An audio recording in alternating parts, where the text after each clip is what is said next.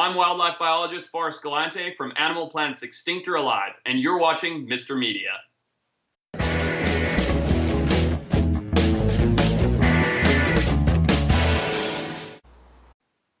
The first thing I need to tell you about Forrest Galante is that I will never go out on an adventure with a man who is comfortable carrying a live Burmese python around his neck. Yeah, but that's just me. Watching him do stuff like that from the comfort of my living room, however, as the wildlife biologist and tracker does in his new Animal Planet TV series, Extinct or Alive, is totally cool. And by the way, the show airs Sundays at 9 p.m. Eastern and Pacific. In an episode in which Galante and his team come to my backyard in search of a Florida black panther or black wolf, you may think this is merely a promotion for the Marvel Cinematic Universe. But the Everglades alligators, snakes, skeeters, storms, and snapping turtles he encounters are all too real. Now, if you love nature, what's left of it anyway, this is a real fun series in the manner of Jeff Corwin or Steve Irwin. I think you'll dig Extinct or Alive because the host's enthusiasm, as you'll see, is infectious. Forrest Galante, welcome to Mr. Media. Bob, thank you so much for having me. I'm excited to be here. I really enjoyed the show. I will not. I cannot hide that. We got a big kick out of it. But I got to ask you. I mean, in watching the show, I mean, I totally get caught up in this hunt for the Florida black panther or black wolf, but at the same time, I did kind of wondered how you fight the danger of every episode becoming Geraldo Rivera breaking into Al Capone's lost vault. That is a question I've never been asked before. To be honest, when I'm out on a mission, when I'm out, searching for wildlife, working with wildlife, it's just all comes so naturally for me. Nothing that I do or say is planned. It's not preconceived. It's all just a matter of going straight in, head first into the field, looking for this wildlife, working with this wildlife, and it all, for me, it always stays fresh. It's always exciting. So you don't have that worry about, okay, so for the next week or 3 weeks, we're going to go looking for this, and we may never find it. I see what you're asking. No, look, when you're dealing with such rare wildlife as I do, that is a very real possibility. In fact, it's an expectation. To find an extinct animal is a proverbial needle in a haystack, to say the least. It's a big planet, and there's a lot of places for creatures to hide. But no, I don't get discouraged by not finding things. As long as I am on track, I'm finding clues, I'm seeing things that lead me to believe that the creature could be there, such as resources, prey, habitat, lack of hunting, etc. Pardon me? Scat, exactly. As long as I'm seeing those things, I'm constantly fueled to continue. And I think if it wasn't for, reality of deadlines and television shows and things like that, I'd stay out there forever. Well, and I'm going to ask you about that in a second, but I am curious, how many episodes are there to this season? There's 10 episodes. All right, so 10 episodes. The show is called Extinct or Alive. Correct. How many episodes are we extinct? How many episodes are we alive? Without giving away the animals themselves. I don't want to give away any of the mystery, but... Unfortunately, I can't actually answer that until the shows have been aired, or I'll get in very big trouble. Okay. And there's multiple reasons. It's not just for TV reasons, but for conservation purposes. If we uncover the fact that there is an animal thought to be extinct still out there, like we did in the first episode, it leads to a tremendous amount of work with IUCN, with all different conservation groups to now protect this creature that otherwise has been written off by the whole world. So, we have to take it very much so one step at a time. But what I will say is, we've got 10 hours of television looking for animals that believe to be extinct. And some of the things that we unearth and uncover are absolutely mind-blowing, both to an audience and to science. And how do you, in preparing, how do you choose what species to search for? Well, that's actually a very lengthy process. It's a matter of doing tons of research, both, on the computer and reading, but also, knowing people in the field, in the area, in the environment, figuring out, are there enough resources? Is there enough habitat? Is there scat? Are the clues there that could amount to this creature actually still being there? Could it have moved? Could it have changed its ecology or behavior so that it's living in a slightly different ecological niche than we previously thought it was? Has it moved underground into caves? Has it gone up into the treetops? What is it that this minute population of creatures could still be doing that means it somehow escaped mankind's notice for, 130, 50, 70, whatever years? And so it takes a very lengthy process of adding up all of these clues and checking all these boxes to say, yes, this creature could actually still be there. Let's go look for it.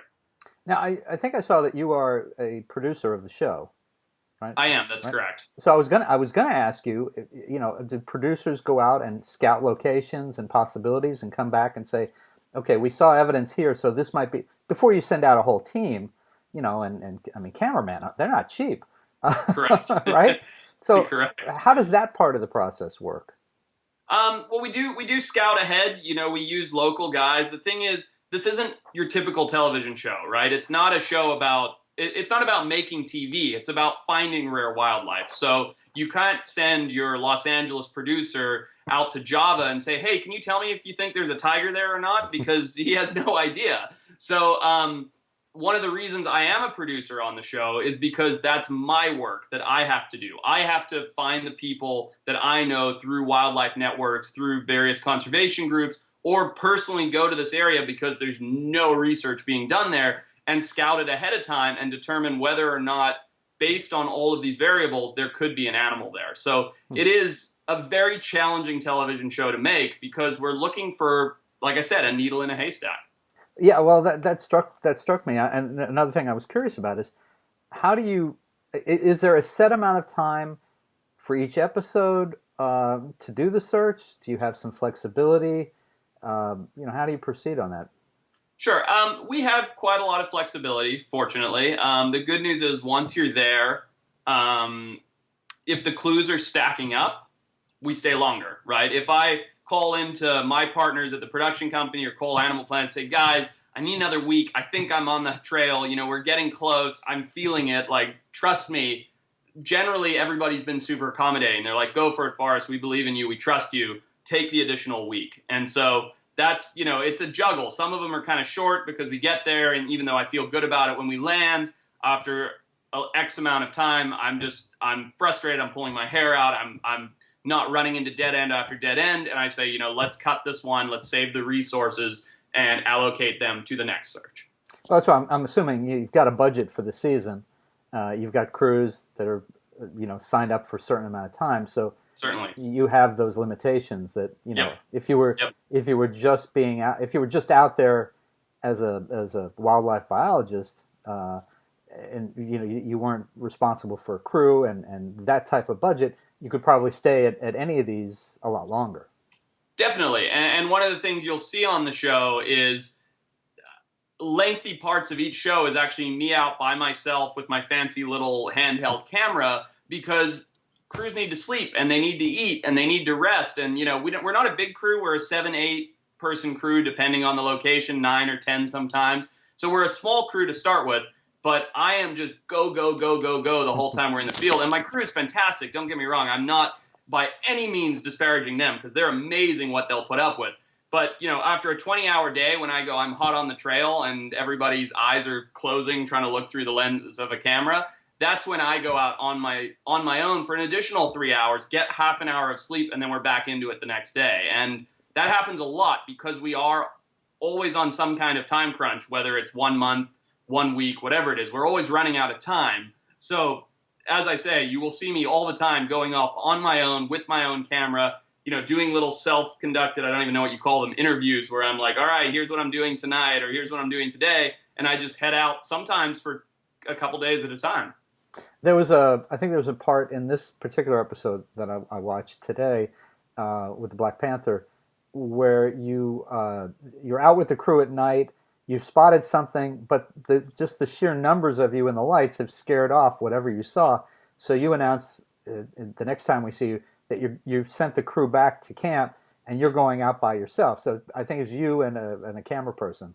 Right. It seemed like there were two of you. Right.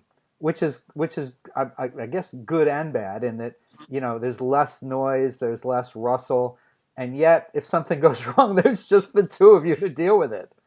Well, I don't ever think of the if something goes wrong part of it, which I probably should more often than not, because things definitely end up happening sometimes where I get in over my head.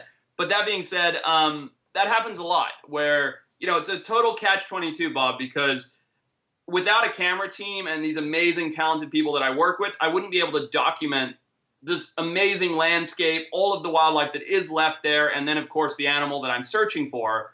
I just couldn't do it. I'm not a camera person. I don't know the shots or the angles or anything else. But with a team, of course, that creates more noise and more impact on the environment, and it keeps those very elusive creatures at bay and further out. So it's a really delicate balance between I'm going off on my own, or I'm taking one camera guy with me and the rest of you guys get out of here, versus, all right, full crew, we're hiking for 3 days now. We just got to go until I say we stop, full brigade. You guys hang back. I'll go ahead. It's always some kind of balance. And that is part of the fun of it, really, because every expedition is a challenge in itself, just logistically figuring out how to get close to wildlife with a team of people. All right, so speaking of getting close to wildlife, I'm actually reading this week a book by a friend who's an environmental writer, Jeff Klinkenberg. Okay. He's got a new book called Son of Real Florida, and it's a lot of stories of people that he's encountered in the environment. But one of them is, I wish I could think of the fellow's last name. It's Bill something. He was the serpentologist at the Miami Serpentarium. Herpetologist, thank you. It was about, he's a lifetime of handling these snakes, and yet, of course, in the story he gets bit, and it's pretty bad, and that type of thing. And I thought about that story when you and your cameraman go out by yourselves, and you're on a canoe or something, and you see a beneath the surface, you see a big snapping turtle, and you're so excited, you're like a 9-year-old, like Huck Finn, go, oh my God, look, and you jump out and you run over to it and you pick the thing up, and it's very exciting. I was like, wow, that is so cool. And because those of us who've seen them, you see these 100-year-old turtles in the 60s and in these turtle garden places, and they're like, they're old, and this thing is young and it's healthy, and it's, as you say, it's grabbing you with its claws. Yep. So anyway, the thing that got me though was it was fascinating to watch. And then you say, well, we're not here for him, and I need to put him back. So you put him back in the water. Right. Cameraman gets the camera underneath. We see him as he enters the water, and he looks like he's going to swim away. And then suddenly he turns right back around, and he's coming to you. And then we see you kick up sand, I guess, under the water, and then cut. And I had to ask, were you concerned in that moment that he was not real happy about being manhandled, literally?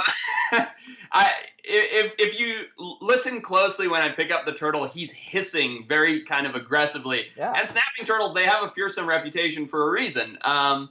But, I'm not complacent. I know how to work with animals and handle venomous snakes, snapping turtles, etc. So I picked him up, and that was one of those instances where I was talking to the camera, and I was like, all right, time to get back in the canoe. And I put him down, and then I was, kind of attention to the camera. And the part you don't hear while the camera's underwater is my cameraman going, hey, watch out, watch out, watch out, watch out. And the turtle is coming right back at my leg. So I did have to kind of do the dance a little bit. And, those things happen. It wasn't life-threatening. It was a little narrow miss from a snap from a turtle. But it was a miss. And a miss is as good as a mile. Okay. So I was not imagining that looked like he turned back on you. Yeah, no, he did. He totally did. Wow. Okay. All right. I'm glad I caught that. All right, so Forrest, you are, I think, a pretty young guy. Were there any previous TV scientists or biologists that influenced you? Was there a Bill Nye the Science Guy, a Steve Irwin, or even a Professor Proton in your past? Great questions. I'm 30 years old. I grew up in the African bush, so we didn't watch a lot of television. But the television that I did watch was 24/7 Steve Irwin. I mean, he was absolutely an amazing inspiration. I was already a little bit older by the time he came out, but that was kind of right when we did get television where I lived. And I was already doing what Steve Irwin did, but the fact that I could then see it on television and see someone else who was as passionate as I was, who was much older than I was, and such an inspiration, and so hands-on, and so committed to conservation and education of wildlife. It was a huge inspiration. And my whole life, people have, and it's an amazing compliment, compared me to Steve Irwin. And just hearing that is as big a compliment as I could ever get, because to me, he is an absolute legend. Now, we jumped over something that I didn't know to ask you about. You grew up where? So I grew up in the southern African bush of Zimbabwe. My family owned safari businesses, and I spent my whole childhood there. Oh. So it's not a coincidence that your given name is Forrest? That's the part of that's not a coincidence is the fact that my mom was just a bit of a hippie. But I grew up in the bush. I was always barefoot. I was always wrangling things. I didn't have your standard childhood of kind of playing in the backyard. My backyard had lions and elephants and hyenas and all kinds of venomous snakes, and I loved it. I loved every minute of it.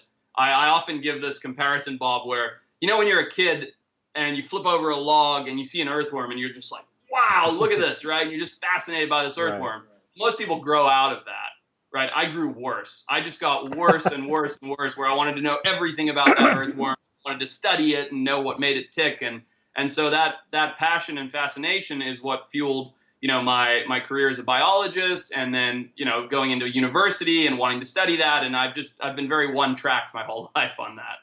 So are you South African? What is your... Zimbabwean. I am Zimbabwean. You are? Yep. Wow, that's very cool. And where did you go? Where did you study biology? So I moved over to the U.S. when I was 14 years old. Zimbabwe was under some terrible political turmoil at the time, and so I ended up over here in the States. I placed ahead in school. So at 16, I started university, and I started university at the University of California, Santa Barbara, UCSB.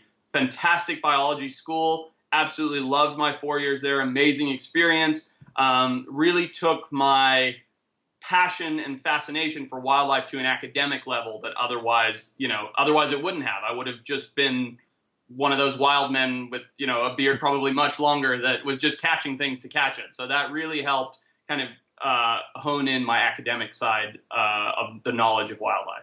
And how did you make the connection to TV?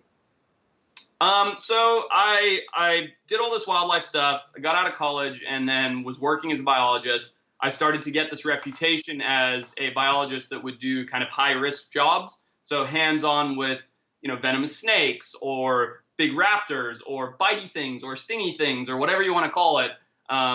Sharks, big cats, you name it. And so I as a young man, I got this reputation of when it was like a very hairy biological thing that either the academics didn't want to do or the locals couldn't handle because they didn't have the scientific knowledge base. That was kind of my niche where I'd get called in. So I started doing this, and it started making kind of little bits of news here and there. Wow, crazy biologist wrangles shark, and puts tag in it while it tries to bite him 7 times. Silly little things like that. And did all of that. I actually ended up on another television show, Discovery's Naked and Afraid. And then through connections, just got connected to my partners now, who just said, wow, let's we have this idea for a show. Can you help us develop it further? Would you like to be a part of it? And I said, yeah, sounds great. Let's try it. And I'll tell you, not to bore you with a long story, Bob, but I'll tell you when I just really decided media was the way for me. I published a paper at 25 years old, right, in a big scientific publication, big magazine. To be 25 years old and have a scientific publication that I'd worked on for 3 years get published was like huge. I was over the moon happy. Guess how many reads that paper got? 6. A little more than that. It did 400 reads, right? Okay. Which is pretty good numbers for a scientific publication. Sure. I was thrilled, right? Then I made my first episode of television, which got 1.4 million views. And so, you go, where am I making a bigger difference? Where 400 academics who already know this knowledge are reading my paper, or where 1.4 million people tune in to get inspired and learn about wildlife and learn about conservation? And at that point, I just said to myself, this is the path that I want to take. I want to educate people through television the same way Steve Irwin did about wildlife and about conservation. But as a professional, someone who's been to school for wildlife biology, and you've got a degree and you've written a paper. Were you concerned doing Naked and Afraid that would take away from the seriousness of your intent and your study? Well, when I did Naked and Afraid, it had nothing to do with biology, right? That was just because I grew up in the woods and the outdoors. I was a bushman. I was a practiced survivalist. And at the time, I was just sitting on the couch with my girlfriend flipping through the channels. She said, you should do that. You'd be great at that. You do all that stuff on the weekends just to go further than other people do. And I was like, yeah, you're right. So it didn't have any – at that time, I had zero interest in being in television or being on television. I just wanted to do this immense survival challenge for the fun of it. Mm-hmm. So, went and did that show and came back and went back to my office as a biologist and got, ridiculed by my friends and family and jabbed at, ha ha ha, you were naked, ha ha ha. And it was fun, and that was all great, and I thought that was the end of it, back to standard biology. So I only tell you all that because when I went in to do Naked and Afraid, at no point did I ever think I'd have a television career or it would discredit my credibility as a scientist because it had nothing to do with science. And the people paying for Extinct or Alive, did they ever come around saying, we saw your original show, Naked and Afraid. Can we get you, maybe you could do this without a shirt once in a while? Do you have to be so fully clothed? We want to get our money's worth here. I think if anything, it's actually gone the other way because I wouldn't say I'm an exhibitionist, but there's times where, like for instance, in our Madagascar episode, we're about to hop in the water and I'm putting on my wetsuit and I'm so focused on my mission that I'm standing there butt naked, like wetting down my wetsuit, and I look back and the camera team's all like trying to film like this without looking at me, and my producer's got his eyes down and he's like, can you just please put your wetsuit on? Guys, stop filming. And I get so in the zone and I'm so focused on what I'm doing, I don't really care if the crew sees me naked. We're all like family anyway. So if anything, it actually goes the other way where they're like, hey, maybe put some pants on for a minute. Yeah, because in the best of families, clothes are usually not optional. Exactly. And thankfully, that's what editing's for. That's why when you watch that scene, it goes from me talking about gearing up to me putting on the final piece of the wetsuit. All right. So I have one more question for you, and this has been a lot of fun. And folks, you can probably tell from this conversation, this show is a lot of fun. This guy's a lot of fun. But here's my final question is: has anyone suggested creating a drinking game? And if every time someone in your party says, "Be careful." That's funny. You're the first person to suggest that, but I can tell you as soon as we get off this call, I'm going to circulate that amongst my friends and say, I got a new one for you guys. There you go. All right. And that connects all the way back to Professor Proton and the Bob Newhart show, and you can take it from there, TV fans. So folks, listen, you can see wildlife biologist and tracker Forrest Galante in the new series Extinct or Alive, now airing on Animal Planet, Sundays at 9 p.m. Forrest, website, Twitter, Facebook, how can people find you out of the wild? Yeah, I've got all of them. I'm not very good on Twitter. I do Facebook and Instagram, and I have a website. All of it can be found just by searching my name, Forrest Galante. It's Forrest with 2 R's, Galante. All right, very good. Forrest, a lot of fun, and enjoyed talking with you today, and thank you very much for joining us on Mr. Media. Thank you. Love being here.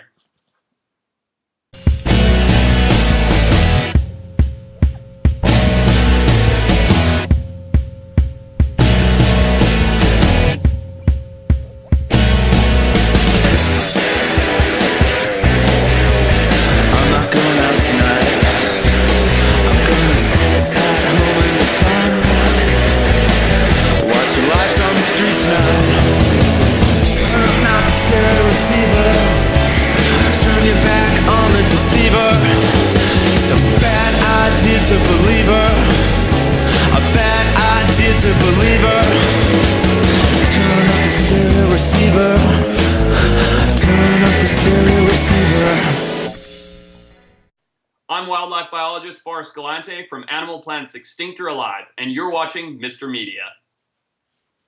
Couldn't do that with any enthusiasm, though, huh? Too bad. All right, too flat? No, that was great. I was just teasing. Okay, good.